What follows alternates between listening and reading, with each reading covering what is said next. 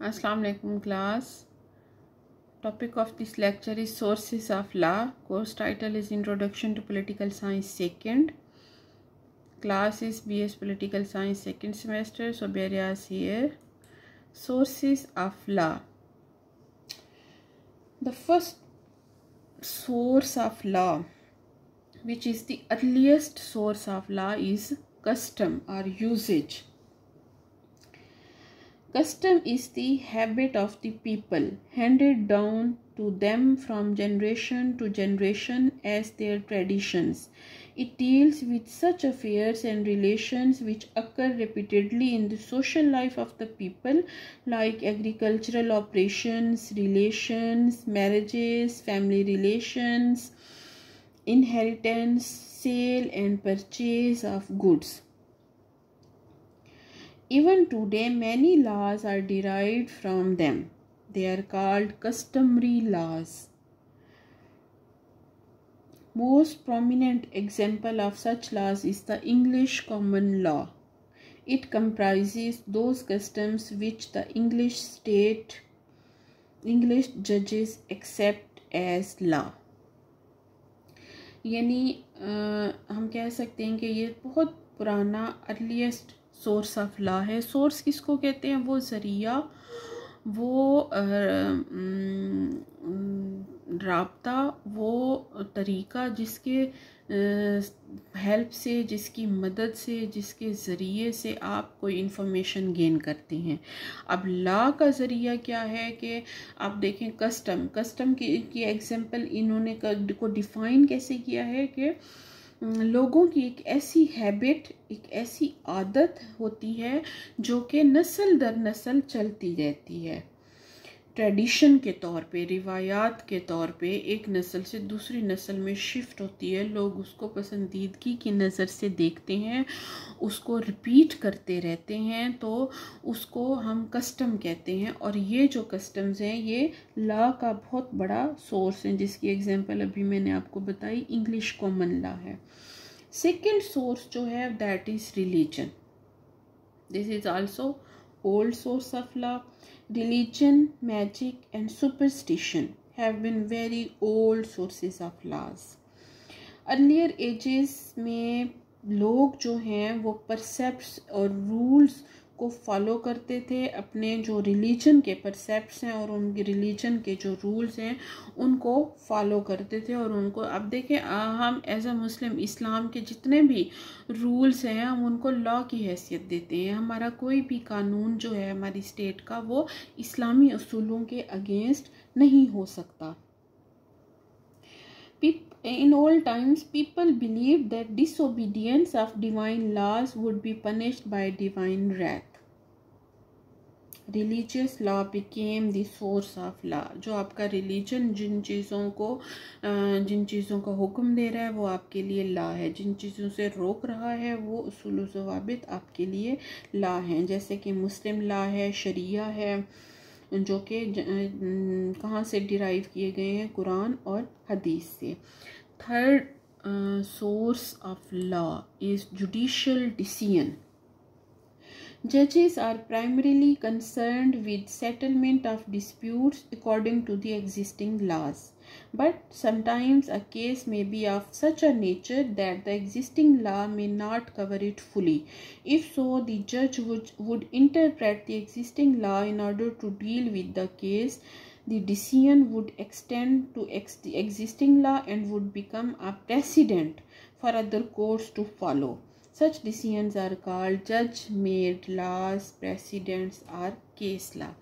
यानी क्लास क्या होता है कि आम तौर पे जजेस का काम क्या होता है कि डिस्प्यूट्स को सेटल करें जो कि एग्जिस्टिंग लॉ, जो कि करंट लॉज मौजूद हैं उनकी रोशनी में. लेकिन बाज़ औक़ात क्या होता है, कोई ऐसा केस सामने आता है कि वो एग्जिस्टिंग लॉज जो हैं उस पर कोई क्लियर जो है रहनुमाई नहीं कर रहे होते.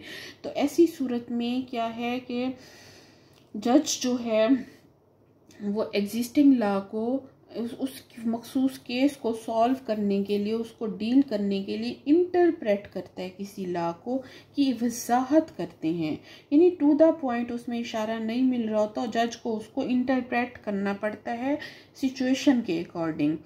तो ये जो डिसीजन है वो एग्जिस्टिंग लॉ से यानी उसको एक्सटेंड कर देता है, उसको उसके स्कोप को, उसके स्फीयर को बढ़ा देता है। तो ये एक प्रेसिडेंट एक आने वाले केसेस के लिए एक मिसाल बन जाती है जो कि अदर कोर्ट्स में फॉलो की जा सकती है। तो इसको जज मेड लॉ भी कहते हैं, यानी एग्जिस्टिंग लॉ अगर एग्जैक्ट किसी केस के बारे में रहनुमाई नहीं कर रहा तो उसी से रिलेटेड उसी जैसे केस की अगर किसी और कोर्ट में कोई फैसला, कोई जुडिशियल डिसीजन लिया गया तो वो आपके लिए एग्जाम्पल बन जाता है, तो उसको भी लॉ की हैसियत हासिल होती है। तो इस तरह जुडिशियल डिसीजंस जो हैं वो लॉ का सोर्स बन जाते हैं। Next source of law is scientific commentaries. Commentaries by the reputed jurists and great writers on law also become a source of laws, यानी मशहूर जजेस और ग्रेट राइटर्स जो हैं जो लॉ की वो जो कमेंट्रीज करते हैं उसको भी सोर्स माना जाता है। Legal commentator compares, discusses and comments upon the laws and finds their principles. तो वो उन पे डिस्कशन करते हैं, कमेंट देते हैं, उनका कंपैरेटिव एनालिसिस करते हैं, आर्ग्यूमेंट्स देते हैं। तो इस तरह ये कमेंट्रीज जो हैं ये भी लॉ का एक सोर्स बन जाते हैं। Next source of law is equity.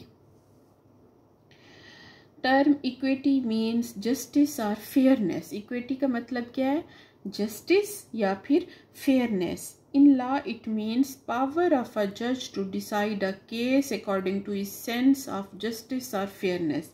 देखें क्लास, अभी मैंने आपको बताया था कि जुडिशियल डिसीजंस जो हैं वो भी लॉ का एक सोर्स है। यानी आपका जो एग्जिस्टिंग लॉ है अगर आपको डायरेक्ट गाइडेंस नहीं दे रहा किसी स्पेसिफिक केस को डील करने के लिए, तो जज जो हैं वो उस जैसे के वैसे केसेस के जो फैसले किए गए उनको फॉलो करते हुए फैसला देते हैं। तो यहाँ पे क्या है, सिचुएशन थोड़ी चेंज है कि अगर कोई एग्जिस्टिंग लॉ जो है वो एग्जैक्ट आपको रहनुमाई नहीं कर रहा किसी भी फैसले को लेने के लिए, तो जज जो है वो जस्टिस और फेयरनेस को इंश्योर करने के लिए उनको खुद अपनी सेंसेस से, अपनी सोच के अकॉर्डिंग उनको जो फैसला ठीक लगता है कि अगर इस केस का कोई स्पेसिफिक लॉ नहीं है बट इसका इस तरह फैसला होना चाहिए, तभी जस्टिस को इंश्योर किया जा सकता है, फेयरनेस को इंश्योर किया जा सकता है, तो उसको कहते हैं इक्विटी। यानी इंसाफ को इंश्योर करने के लिए जज जो है कोई फैसला दे दे जो कि किसी लॉ के एग्जैक्ट टू द पॉइंट कोई लॉ जो है उसके बारे में रहनुमाई ना कर रहा हो, उसको इक्विटी कहते हैं। There are 3 occasions when a judge has to decide a case not according to law but according to his sense of justice or equity. यानी 3 ऐसी सिचुएशंस हो सकती हैं जिनमें एक जज जो है एक लॉ को से हट के वो जस्टिस को इंश्योर करने के लिए इक्विटी का सहारा लेते हुए फैसला कर सकता है। पहली कंडीशन क्या हो सकती है? When a case is of such a nature that no law actually exists about it. यानी केस ऐसा हो कि कोई भी लॉ एक्चुअली उसके अकॉर्डिंग ना मौजूद हो। Second, when the existing law is iniquitous और apparently unjust and therefore to apply it would cause injustice. यानी लॉ तो मौजूद हो लेकिन जाहिर ऐसा हो रहा हो कि अगर हम इस लॉ के अकॉर्डिंग फैसला करें तो वो अनजस्टिस हो जाएगी, इनजस्टिस हो जाएगी, ना इंसाफी हो जाएगी। तो उस सूरत में भी जब जज जो है वो इक्विटी के सहारे पे फैसला ले सकता है। थर्डली, कौन सी condition? When social conditions have so change that to apply an old law would cause injustice. यानी जब हालात इतने तब्दील हो चुके हों, सोशल कंडीशंस इतनी तब्दील हो चुके हों कि एक पुराने लॉ को अगर फॉलो किया गया तो ना इंसाफ़ी हो जाएगी, तो ऐसी सूरत में जज जो है वो मौके की मुनासबत से इंसाफ को इंश्योर करते हुए फैसला ले सकता है। They are called equity cases.